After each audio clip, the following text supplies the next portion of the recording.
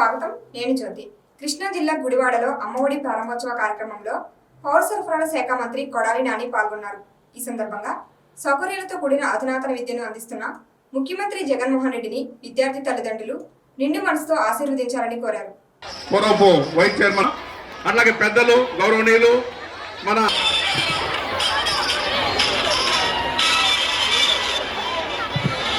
స్పందించడం జరిగింది. గౌరవ మంత్రివర్యులు అతి ముఖ్యమైన పనుల చేత అనేక మంది ప్రజాప్రతినిధులు రావడంతో సుమిత్ర కుమార్ గారికి అలాగే డిఈఓ గారికి